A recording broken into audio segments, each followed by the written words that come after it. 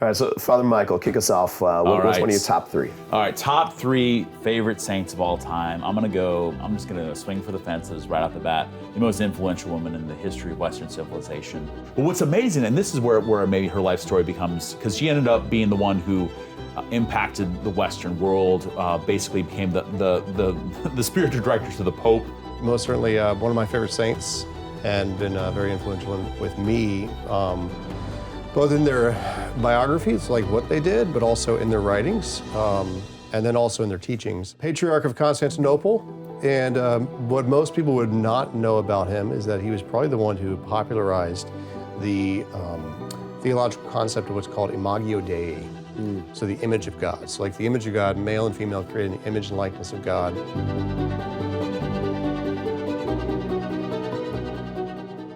As we start today's show, crazy stat, 90% of you who watch our content here at St. Dominic Media have not yet subscribed. So it's free, it helps us out. It's like donating without having to give any money. It takes 1 second. So I ask you to please subscribe today. It helps us to get the show out to more people and to support the good work that's happening here. So thanks so much for subscribing, and check out this next episode. All right, so we're back for another episode, this time talking about our top three saints. I'm hoping that you guys have come up with something interesting here, you know. we don't want like the same old, you know, give me something out there. Oh, some saints. This is gonna just rock your world, man. These That's saints. right. Yeah, all right. All right, so Father Michael, kick us off. What's one of your top three? All right, top three favorite saints of all time. I'm just gonna swing for the fences right off the bat. The most influential woman in the history of Western civilization, St. Catherine of Siena. So St. Catherine of Siena, Dominican saint, and one of those who, from her earliest days, was kind of marked for sanctity. One of those, it makes it hard to kind of relate to her, I'll be honest. So when you read the life of St. Catherine of Siena, she's her writings were excellent. Her writings are excellent, but if you read her life story, her spiritual director wrote her life story, it's kind of hard to relate to, okay? Because it's her at 4 years old. Yeah, but do you think that Catherine agreed with his estimation? I don't know. We'll never know. I'll ask her in heaven. But so she's, you know, making a vow of virginity at 5, and the Lord's appearing to her. She knew what virginity was at 5? It's really young, really young. And she's promising herself to the Lord. But what's amazing, and this is where maybe her life story becomes, because she ended up being the one who impacted the Western world, basically became the spiritual director to the Pope, told the Pope who the papacy had moved to Avignon, France. It was mired in just broken. If you ever think the popes, you know, I love our Pope, everything the Pope, we have it bad now for popes. The Avignon papacy is this cesspool of Avignon's so nice, man. It's a beautiful place. It's so nice. Of brokenness and debauchery and weakness. And Catherine of Siena told the Pope to be a man. Like told the Pope, who was supposed to be one of the most powerful men in Europe at that time, this unlettered woman told him to be a man, to stop listening to those serpents who are whispering in your ear, which was the Avignon, the French cardinals, and to go back to Rome. And he did. He actually listened to her. So she had this ability, her faith, to shift and move literal political mountains. And so, but I love, there's something about her early life story that to me is so convicting, that she wanted to join to join a convent and was unable to. So she became basically a version of the third order Dominicans. So the Dominicans, meaning they had the Dominican habit, but it was mostly widows. It was mostly older ladies who were still living their lives, not in a convent, but out in the world, and had this spirituality of Saint Dominic. But she did that as a young woman. So she was actually living in her home with she was one of 16 kids, and with a situation with her mother that was not ideal. Her mother, there was a lot of controversy between the two of them, and she really struggled with that. But then she began to recognize, I can live at home. She was an adult living at home, and there's already, mothers and daughters, sometimes there can be some friction there. But started to see, I can love and serve my family as if I were loving and serving Jesus. And so she began to do that, and I think that's one of this is before she bursts onto the international scene with her writings and as a mystic and a stigmatist and a spiritual leader. But that she really honed her holiness came in the house, came in learning how to love and serve her family, and that really humble, forgotten way. So that to me, that the way she impacted society, the way her writings are beautiful. Her writings from the dialogues of Catherine of Siena, her letters are powerful and succinct and witty, and she impacted and affected so many people. The fact too that Catherine had a whole group of people that would travel with her as well. So I love that aspect of spiritual multiplication in her life, where it was her following Jesus, her holiness, but her also raising up other people in holiness too. So it was a stigmatist, had the stigmata, lived the last several years of her life on only the Eucharist, died at 33 years old, doctor of the church, Catherine of Siena, going up there for me. It's a strong start. Yeah. Can you beat it? It's head to head. Beat Catherine of Siena. I don't know if this person would want to beat Catherine, but most certainly one of my favorite saints, and been very influential with me, both in their biographies, like what they did, but also in their writings, and then also in their teachings. And depending upon where you're from, it's sort of like tomato. So St. John Chrysostom, or Chrysostom, depending on how you pronounce it. So St. John, who is the Patriarch of Constantinople, 300, 400, like right around the 400s. Patriarch of Constantinople. And what most people would not know about him is that he was probably the one who popularized the theological concept of what's called Imago Dei. So the image of God. So like the image of God, male and female created in the image and likeness of God, was a big thing in his writings as he was writing, or articulating what's obviously found in the scriptures, because he didn't just make that up, but kind of articulating it and promoting it as the image and likeness of God, and that all human beings are made in the image and likeness of God. And that actually influenced him. He was trained actually by the leading pagan rhetorician of his day. So he was trained along with the three other Cappadocian fathers, Basil the Great, Gregory of Nyssa, and Gregory of Nazianzus. And he was the youngest of the four who was trained by the leading scholar in rhetoric, who actually, interesting, his teacher, I think his name was Linus, or Libanius, something like that. But his teacher, who was not Christian, was not, but taught Christianity. And he taught it to them. And so like these four young students at the time, who then became the four major leaders of the church, John Chrysostom becoming the Patriarch and the Pope of Constantinople. But going to that idea of the Imago Dei that he kind of really brought out into the church, and really like that's where it kind of took form, this idea as so many people take for granted. But that was because as the Bishop of Constantinople, who he really preached for was the common man. He actually got more in trouble because now if you read his homilies, which I'm reading right now through the homilies of his commentary on the Gospel of Matthew, and I think that I kind of laughed when Pope Francis a few years back said that all priests should only give 8-minute homilies. I'm like, well, John Chrysostom certainly didn't, and he's called the Golden Tongue. Yeah, that's right. He's the most eloquent preacher that the church has ever seen. And you read through his homilies, and they go on for pages and pages and pages, like 8-9 pages, but it's just like one thought to the next, and like his grasp of the big picture, and how these little things you don't realize are connected or actually connected, he wove through rhetoric, through his preaching. But specifically, he was able to take complex topics and he was able to bring them down so that the common person, the common worker in Constantinople, not talking to the princes and the kings and the empress, but talking to the common person in Constantinople. And he set the city of Constantinople's, the commoners, he set their hearts on fire. He actually got more in trouble with actually all of the rich people, and specifically the emperor and the empress, who chased him out of the city multiple times because he was he wasn't preaching social justice or things like that, like the way that we would understand today. He was just talking about, no, just look upon the people around you with love. Look and see that they are made in the image and likeness of Christ. Actually, one of his greatest homilies, I thought, was when he was talking about the, he hated the dramas. But the dramas of his time was the porn houses. He was like, the woman you look at, she is your sister. Like the woman you look at is the bride of Christ. You see her as an object. She is to be loved. And so like in these very, as he was like countercultural in his own way, but talking about politics, talking about economics, talking about how all these things we wove them together, really upset people. He actually was driven out of Constantinople twice and actually died in exile because at one point, as the historians say, that he made a thinly veiled allusion to how the Empress was a modern day Jezebel.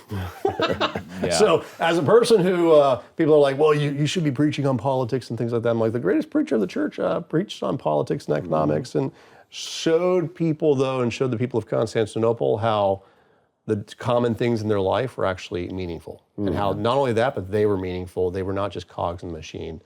So I would, John Chrysostom. That's awesome. I would say too, just if you want to understand the Catholic understanding, and obviously Orthodox and Catholic, that's before the Great Schism in the Church. So we both love and claim him on both both lungs of the Church, the East and the West.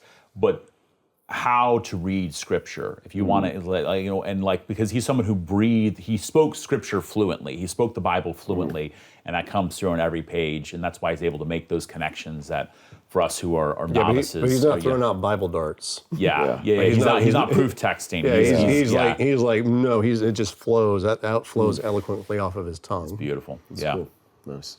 I appreciate that you guys are mentioning different writings of these saints that people can check out. So hope to get some more on my reading list in this conversation. So who am I discovering next? Okay. All right. For my second saint, I'm going to go someone who started in Europe, but then came to the strange new world and then kept going all the way to the Pacific. And that's going to be St. Damien of Molokai. Oh, nice. So St. Damien of Molokai. You like Damien. I love Damien. So so many aspects of him. So Damien is a Sacred Heart father, and came the Sacred Heart missionaries. They've had a long history in Hawaii, and it's interesting. Hawaii, before it became a state and everything else, had an interesting, we'll say, tumultuous relationship with the Catholic Church, and that there was a lot of the first missionaries that arrived there were not Catholic, and sometimes they were anti-Catholic, and so to sort of establish some anti-Catholic principles, there was at one point, and we can check the history on this, there was a whole ship of Catholic missionaries that were on their way to Hawaii. And I'm not blaming the Hawaiian the Hawaiian government on this, but on their way to Hawaii to do mission work there, that I was actually lost at sea. Oh gosh! And it was priests and nuns, and so like there's that's actually, I've seen that commemorated in art in Hawaii. But the Sacred Heart Fathers were there, and they were doing ministry.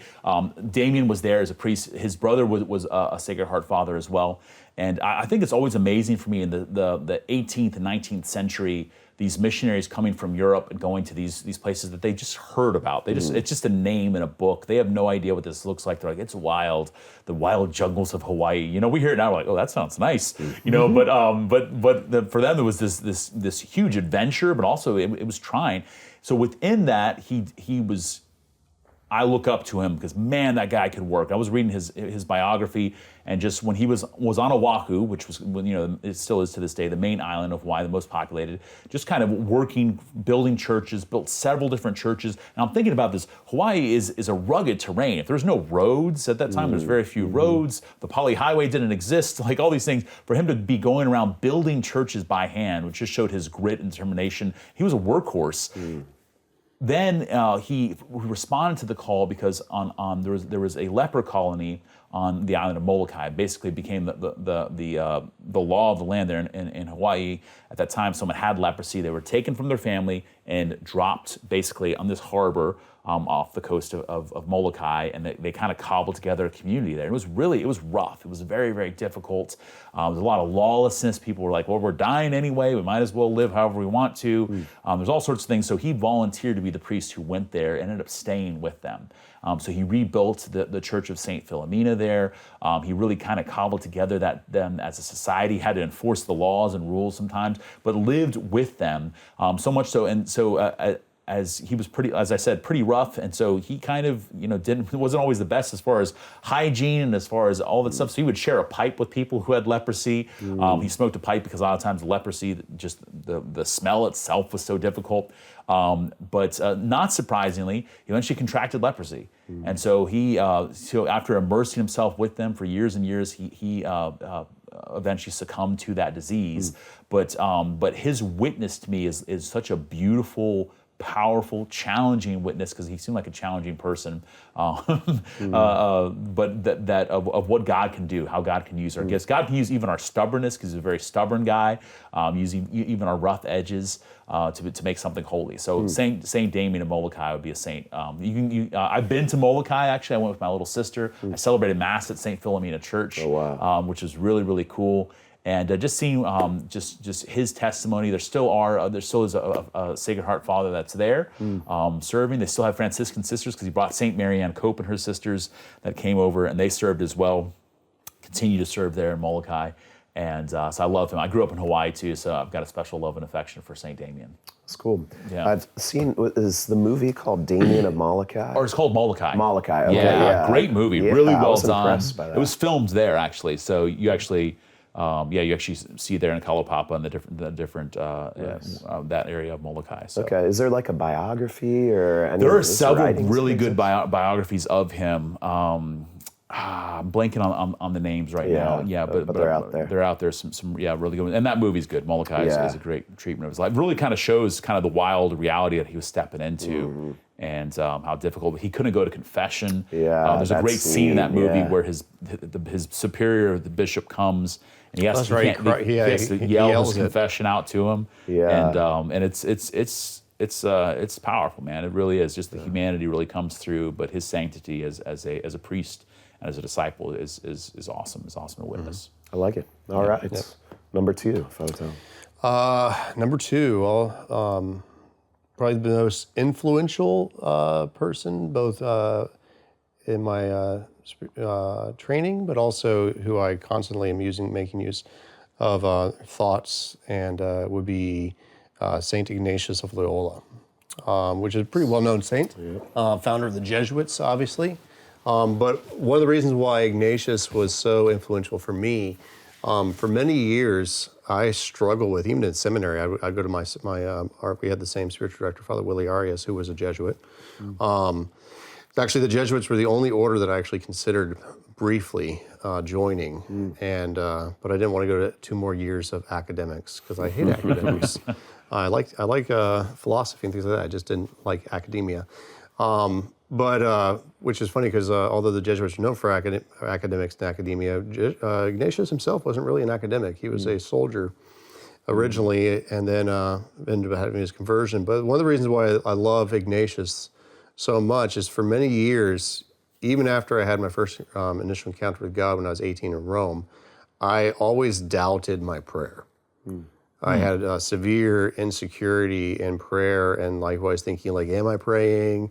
Am I not? Is this actually the voice of God? Is this not? Is this my own thoughts and psychosis? Is this is this God actually speaking to me? Because God's never spoken to me in an audible locution, like He's done with some. I don't think that God does that for many, but some people have had a lot of audible locutions. But I've never had a lot of audible. God's never spoken to me audibly, but God has spoken to me. But for many years, even my prayer and discernment and discerning God's voice, and then trying to discern God's voice from my voice, and then from ultimately the devil's voice, if that makes sense. I'm wondering, am I going crazy? Is this God? Is this myself? For many years, actually, when I went to go to pray, and not like meditation, contemplation, not meditation when I'm trying to understand something or reading the scriptures, but when I'm actually engaged in prayer, talking with God and things like that.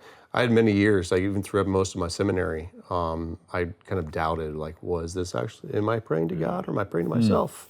It wasn't until my priest retreat with Father Timothy Gallagher, who's one of the leading Jesuit experts or Ignatian experts, who happens, he's not even actually a Jesuit, but he's written many books on Jesuit and Ignatian spirituality and discernment of spirits and discerning God's voice. When I went on my Ignatian retreat with Father Gallagher, I remember that he opened for us up, and I'd read the autobiography of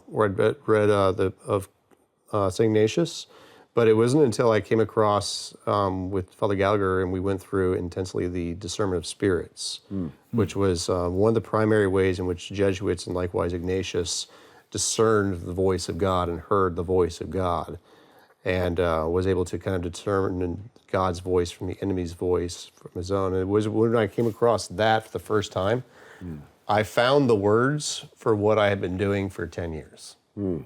So it wasn't like Ignatius taught me how to pray. What Ignatius did for me was Ignatius validated what I had been, my relationship with God, because I finally found someone who thinks the same way that I thought, discerned, and was able to hear God's voice the same way. And so like that's the thing, is I think that it's, as saints, like some saints teach us things, but as other saints teach us how to pray or validate us in our prayers. Like you're like, oh, I'm not crazy. Like actually Ignatius heard God in the same way that I do. And I actually, even to this day, like I use discernment of spirits every single day in determining God's voice from determining the enemy's voice and my own thoughts.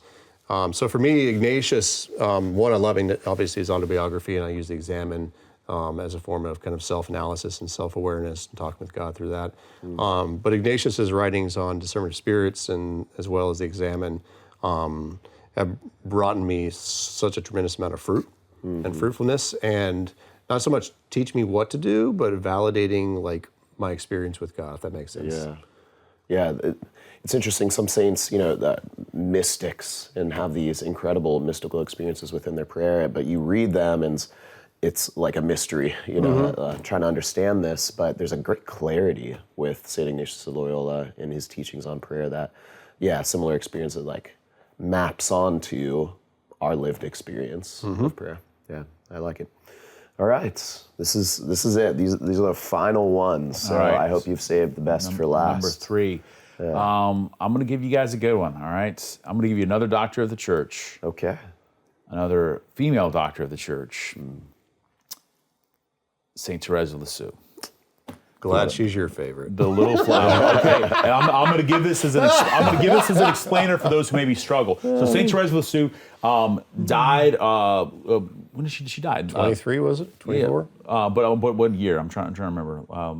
Late 19th, early 20th century. Anyway, so died. We have photographs of her, which was always fascinating when we have photographs of saints.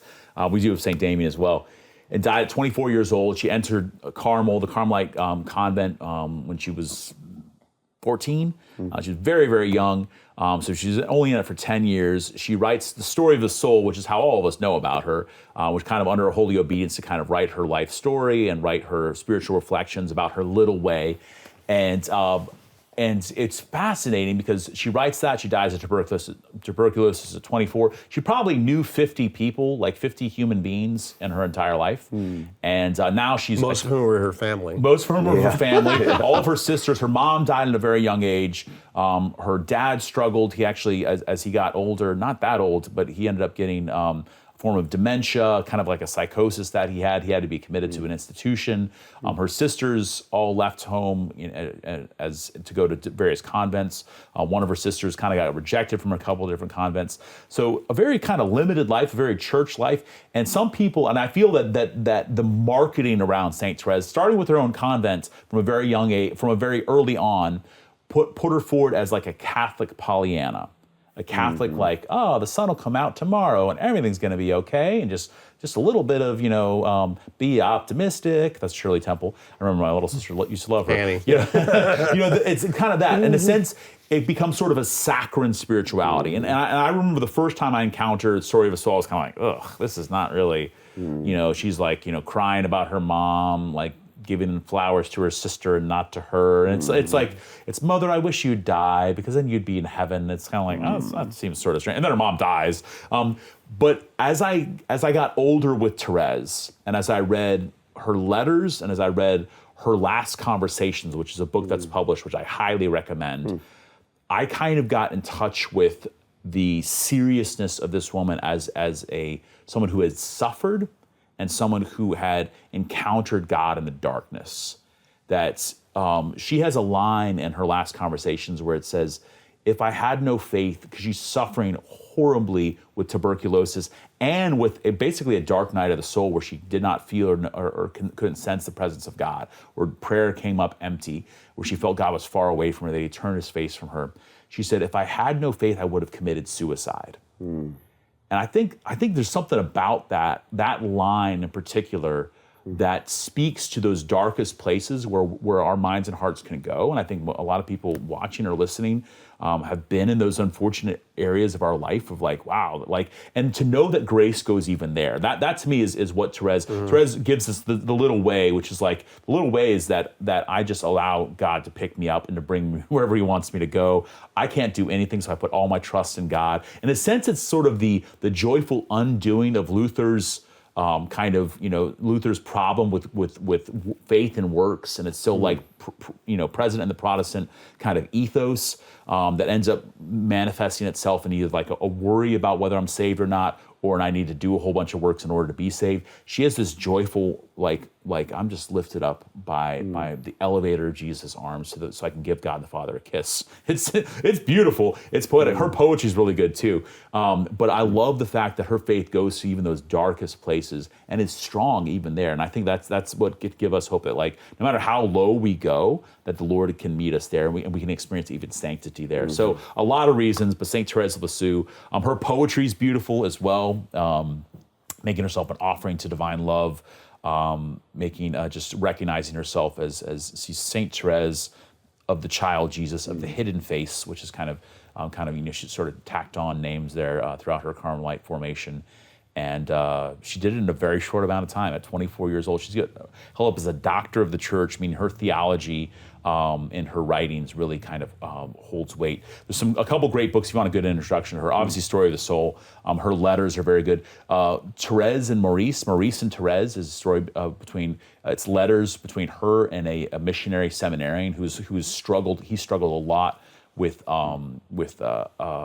scrupulosity, with thinking God that he was damned, and Therese's letters, they're the same age, but she is such a mother to him. It's beautiful. And then Two Sisters in the Spirit, also by von Balthasar. You want to get more theological. That's probably one of the reasons why she is a doctor of the church. Hans Urs von Balthasar did a serious theological treatment of her, and he wrote about Elizabeth of the Trinity and Therese of Lisieux and Two Sisters in the Spirit as well, which is very good. So yeah. So I'm noticing 2 out of your 3 were very holy young children. Yeah. Were you a holy child? I was pretty holy. I was like a level 4. No, I'm kidding. I'll let my siblings answer that question. Yeah. They had to live with me, so. That's good. All right, Father Tom, take us home. What's your number 3? Yeah, number 3. So a couple honorable mentions. I'll mention Augustine, who I could talk about. Come on. John Paul II, obviously, I could talk about. But I'll go also with another little one, but not a lot, but Scholastica, a particular devotion to Scholastica. Not so much Benedict, a little bit to Benedict, but more to Scholastica. But the one I would say is my big number 3, because it's also been hugely influential for multiple reasons. Not a person who wrote anything, but one who's been written about a lot, which was Joan of Arc. Yeah. I love Joan of Arc, and actually one of the reasons why I've always admired her, I always loved her ever since, because obviously being a kid and seeing like this female who's out in night and doing things like that in the French and fighting the French. Like I was always had kind of a crush on Joan of Arc growing up in a Catholic family. But then I came across Mark Twain's book on her, which Mark Twain considered to be actually his greatest work that he did in his entire life. That's what Twain considered to be his masterpiece, was his biography of Joan of Arc. And it really put a Joan of Arc, for me, in a very real context, because Twain did an amazing job on the book. And he had actually gone to France, done all the research and things like that, because he was so mesmerized by this. And Twain wasn't even Catholic, which was amazing. It's kind of anti-Catholic, actually. If anything, he was anti-Catholic, but he loved Joan of Arc. And but in it, the account that I'm going from is from Twain. But then I've also read some of the transcripts from her trial, and then obviously done some more research into Joan of Arc's life and so forth. But what I always found amazing about Joan was that at 19, right, this completely uneducated peasant girl, right, had just the confidence. Obviously, she had supposed to be her own apparitions of Michael the Archangel and Bridget. I think it was Bridget, and one that kind of there where they told her to go off and fight and to do it. And so you had this uneducated French peasant girl who then goes to the Dauphin of France and basically tells him, like Catherine, get up and do your job. Stop hiding in a hole. Like, you need to go out and fight. You need to go out and do this. And he was just comfortable in his life, and he's just like, not leading, but you had Joan who's then going to lead the armies of France all through and to kind of push back the Burgundians and the English who were basically had taken over the country, and which really actually at that point, like had Joan of Arc not been inspired to stand up, and obviously the Catholic inspired by the Holy Spirit to stand up and do that, France would have probably gone the way of the English Church during the Reformation, but France likewise stood strong at least until the Reign of Terror and so forth. But Joan, what I loved about Joan though, there's this one part of Joan's life, and actually even as a priest, like one of the things that always kind of causes me to get a tick is when I hear people like, well, I'm going to confess all my mortal sins. I'm like, no, not your mortal sins, your grave sins. And because actually I grew up in a Catholic, very Catholic family, and like I grew up kind of with this very simple understanding of theology that, well, if you commit a mortal sin, you're going to go to hell, right? So I actually, for a long time, actually growing up, I had this great fear of hell and like fear of that, and it's like I go to confession all the time and confessing my mortal sins. And it was actually, I came across this piece of Joan's in Joan's trials that brought me, one, it just opened up my mind to the actual spirit of the law, if that makes sense, but also the letter of the law and try understanding sin. Because in Joan of Arc's trials, Joan, after she was caught by the Burgundians and the English, she was tortured, like put in solitary confinement for almost a year. Just underwent this brutal, harsh inquisition by the English and by the French Burgundians, trying to basically destroy her, because they weren't content just to kill her. They wanted to destroy the idea of Joan of Arc, because Joan of Arc was giving a national religious reason for why the French should fight back and should try to preserve their national identity, and pushing back at the English and the kind of the corrupt French Burgundians. But in that, after like torturing her and like keeping her in solitary confinement and like horrible conditions and constantly questioning her and basically saying that she was a witch because she'd cut her hair. And maybe that's also the thing, like Joan cut her hair. I obviously have grown out my hair. And so like the non-conformity to social standards, which I always admired with Joan, but it was kind of the opposite and reverse. Like she cut her hair and things like that. But also the point is like she did it for, because that was what she believed that she had to do to be effective. But at the trials, they were trying to convict her of witchcraft because of her hair and because of various different things like that. And she just came back with these very demure statements. And she was just like, and every time that they tried to pin her on heresy, like they couldn't get her. And then there's this one point in the trial where basically they came up with this, which only if you were a priest and theologian or a bishop would you be able to even come up with this way of kind of trapping Joan, because they were looking for any small, slight way in which she'd mess up. They basically turned to each other and they said, "Well, let's give her a theological problem that if she answers yes, we'll burn her, and if she answers no, we'll burn her." Nice, right? So the question, which danged if you do, danged if you don't. Exactly. Right, yes. And so because they were, and so there was a few of them who had come up with this, and it was very akin to Jesus' own trial before Caiaphas and Ananias. But as they went to her, they basically said, "Joan, you're going to confession every single day." They're like, and you have asked to receive communion every day. And they're like, "We know we can't ask you about what you're confessing in confession. Obviously, that's behind the seal." But they asked Joan. They said, "So you're asking to receive communion every day. We'd just like to ask you, Joan, are you in the state of grace right now?" Had Joan, at that point in the trial, said that she was in the state of grace, they would have burned her. Had she not, she said, "I'm not in the state of grace," right? They would have burned her. And when I came across this in the trial, I was like, "What?" I was like, "How's that?" And then I looked into the actual teachings of the church and things like that, because the teachings of the church, Joan, actually, you can't evaluate your own mortal sins. You don't know if you've committed a mortal sin. No one knows if they've committed a mortal sin, because to judge a mortal sin, right, which is also, are you in the state of grace? Like, have you committed a mortal sin that has deprived you of sanctity, deprived you of sanctifying grace, separated you from God? Had Joan at the trial answered yes or no, she would have been guilty of not judging her actions, which is what we refer to as grave matter. She would have been guilty of judging her own knowledge and free will, which are the two other qualities of a mortal sin. Right? And that's why when you go to confession, you have to confess all of your sins of a grave and serious nature, because some of them could be mortal. And that's where God, right, working through the priest, is able to help the person determine whether or not their sins are mortal or not. And really, at the end of the day, it's up to God. But all the confessee has to confess is all of their sins of a grave nature. Yeah. Had Joan, though, said, I'm not in a state of grace, she would have been guilty of, I mean, it's a very fine point in the law also, but that was the whole thing. They knew that that was the only way. So this uneducated 19-year-old peasant girl basically turns to them, and she has this response where actually half of the theologians and half of the bishops, when she responded, got up and left. And they said, this girl is obviously innocent. We will have nothing more to do with this. Because Joan's response with no theology degree, no education, things like that, she just looked simply back at the High Inquisitor, who was the French bishop, and she basically looked at him and she was like, if I'm not in a state of grace, I pray that God put me there. And if I am in the state of grace, I pray that God keep me there.